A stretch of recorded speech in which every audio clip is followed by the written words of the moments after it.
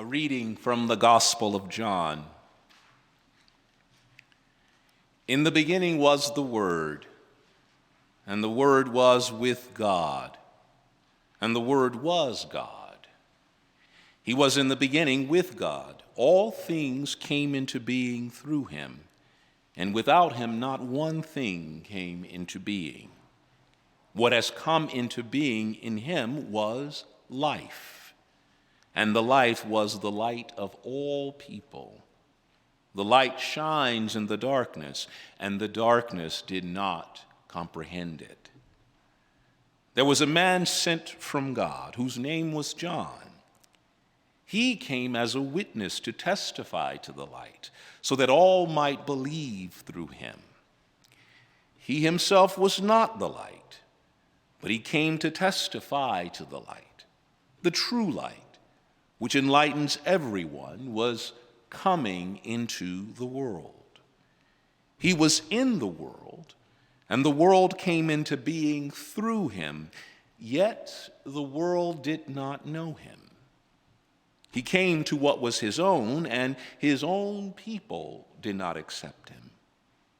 But to all who received him, who believed in his name, he gave power to become children of God, who were born not of blood or of the will of the flesh or of man, but of God. And the Word became flesh and lived among us. And we have seen his glory, the glory as of a Father's only Son, full of grace and truth. John testified to him and cried out, "This is he of whom I said, he who comes after me ranks ahead of me, because he was before me." And from his fullness we have all received grace upon grace. The law was indeed given through Moses. Grace and truth came through Jesus Christ. No one has ever seen God. It is God, the only Son, who is close to the Father's heart, who has made him known. Will you pray with me? Speak.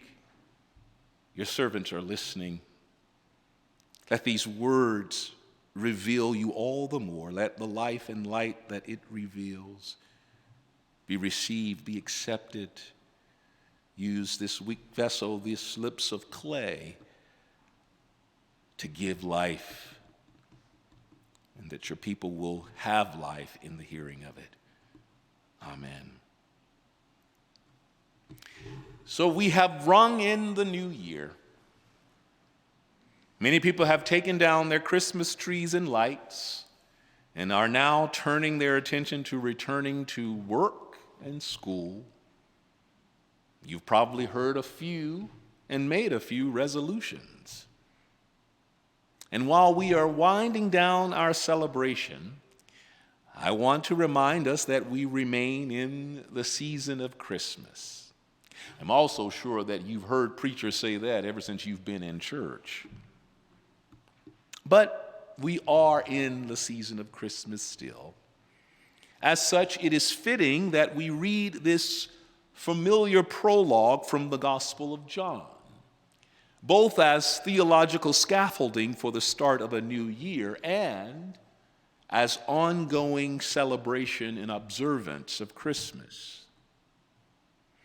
Opening this gospel with, "In the beginning," the writer hearkens back to the creation story from the book of Genesis, with its account of God speaking into existence all there is and upholding it with the promise of newness and possibility. Yes, creation that never stops from that first utterance. And so the new year often feels like the most opportune moment for thinking about creation, about the newness and possibility of the upcoming year. At the same time, there is something profoundly meaningful in seeing this prologue, as one theologian has maintained, as a Christmas story. Yes, this text as a Christmas story without the shepherds or angels, without long journeys by camel or donkey, without a manger or even a baby, but yet a Christmas story. A Christmas story, because if we strip it down to its essence, it reinforces the promise and purpose of the baby in the manger, that God incarnates life, light, and presence as pure gift to us. Unfortunately, this is not how this text has been received and used over the years. In human hands, it has become the means by which God has been narrowed, controlled, and yes, even withheld. Oh, I know you may not know that, but that's how this text has been used too often. The words of this passage can be found in our familiar creeds and dogmas and doctrines over the years. But those creeds, dogmas, and doctrines can sometimes flatten the radicality of God's grace revealed in the Word becoming flesh in our midst.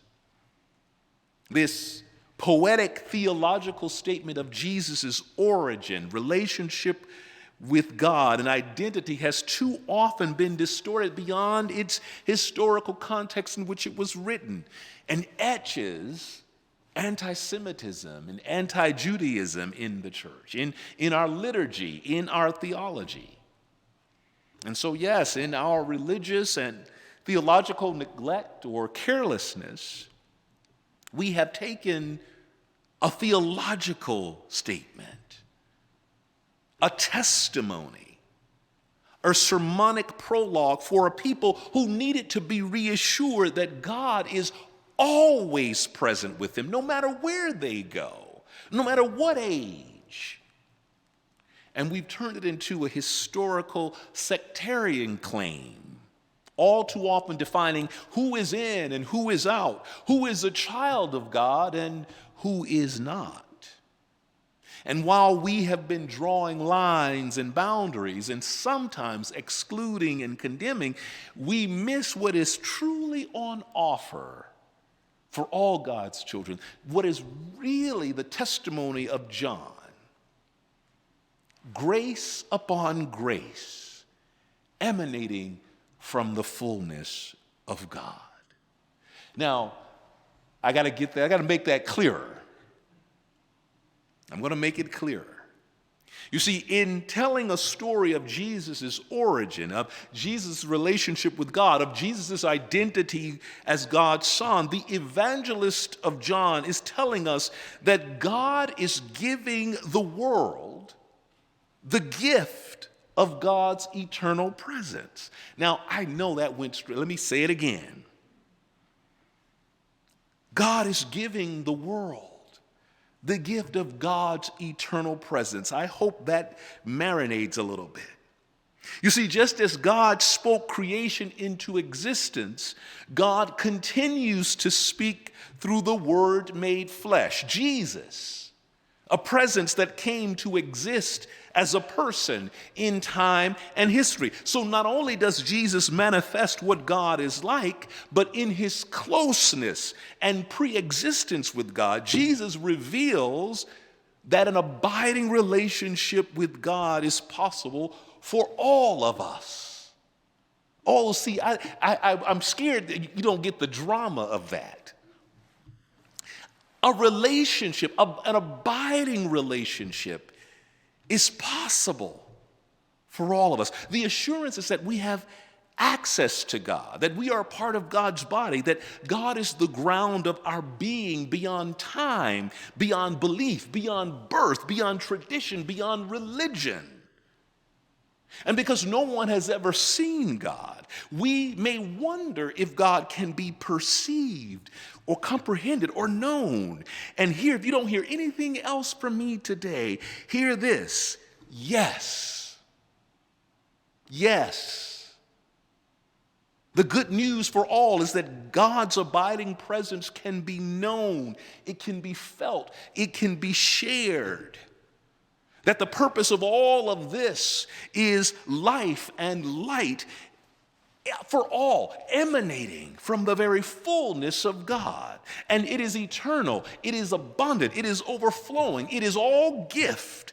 All gift, nothing but gift heaped upon gift. No heritage, no tradition, and no status earned or given can cause God's gift to be withheld or conferred. And no creed, no dogma, and no doctrine can ever give us that gift because it comes because God made it so. I hope you are tap dancing in your home. No, I'm not naive. I know that it doesn't feel that way. Our imaginations can't reach it sometimes. I know that our theological language and religious tradition make it hard for us to comprehend the reckless abundance that God offers us, that the certainties of our creeds and traditions often overwhelm our imaginations, such that we believe that scarcity and competition are normal. But keep reading the Gospel of John, and we find people just like us who could not imagine what grace upon grace could mean or what it means to abide in the presence of God until they met Jesus.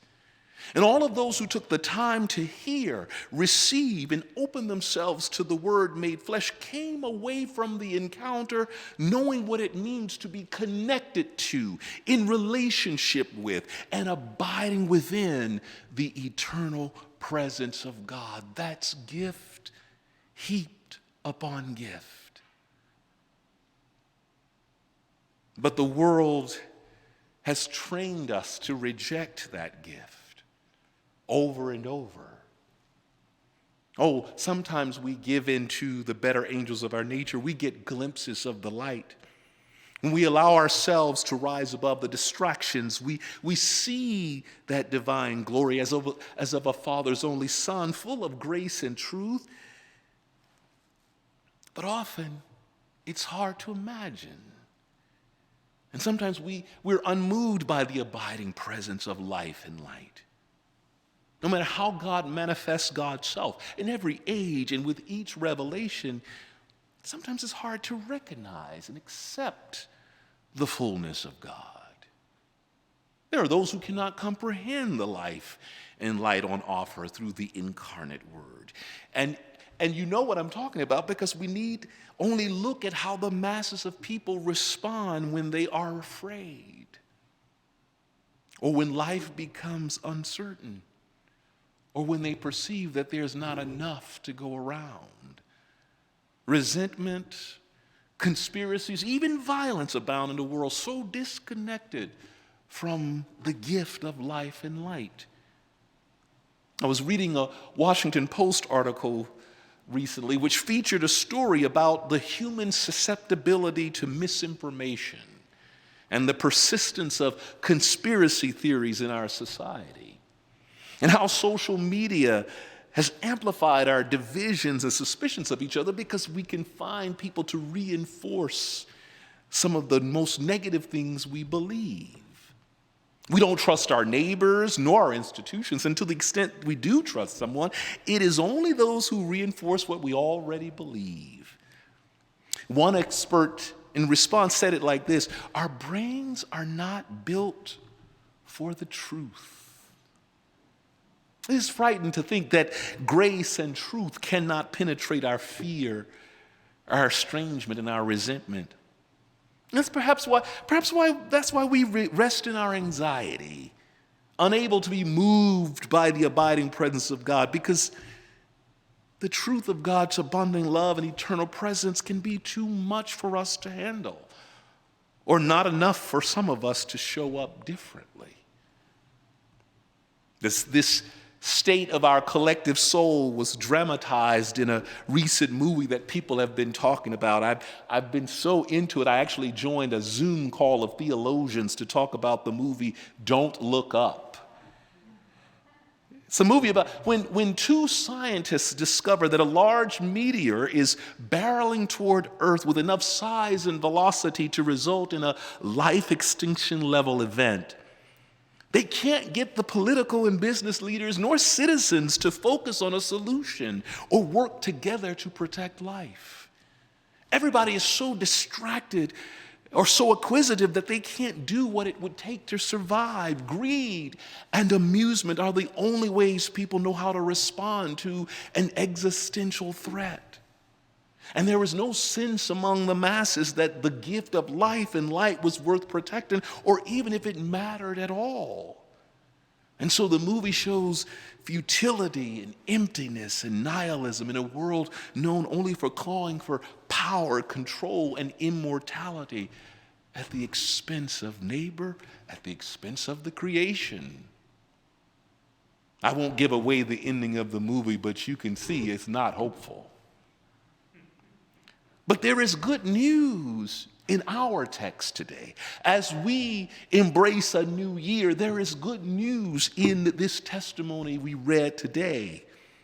Jesus embodied and made real God's gift of life and light to be received and embodied in the midst of our fear and our anxiety. And so the good news is that grace and truth are comprehensible.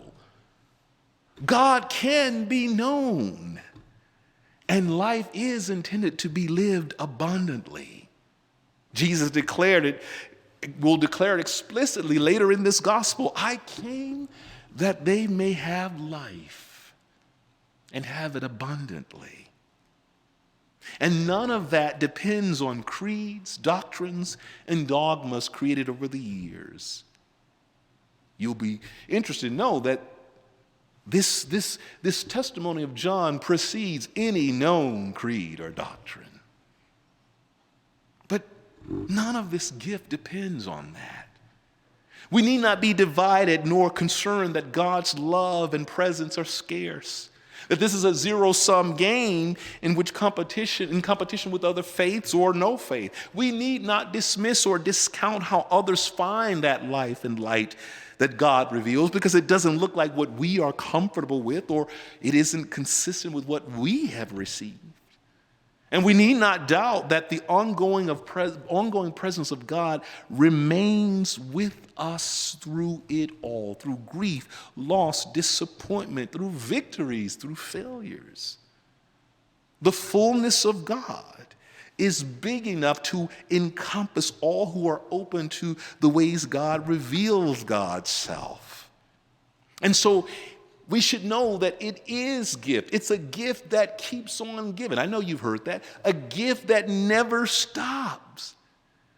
That God's intent, whether we were in first century Palestine or in 21st century USA, Europe, or Africa, God's intent is life and light and presence for all God's children.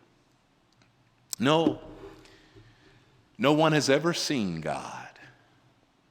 But in the life and ministry of Jesus, in the life of our neighbors, in the fecundity of creation, we all share in the fullness of God, and we are all intimately related to God. And in it, we get a glimpse of glory, God's eternal presence, grace upon grace, gift heaped upon gift. Gift that has no end, because God is never depleted nor divided. Now, that's another blessed Christmas story that we can all tell throughout this new year. May it be so.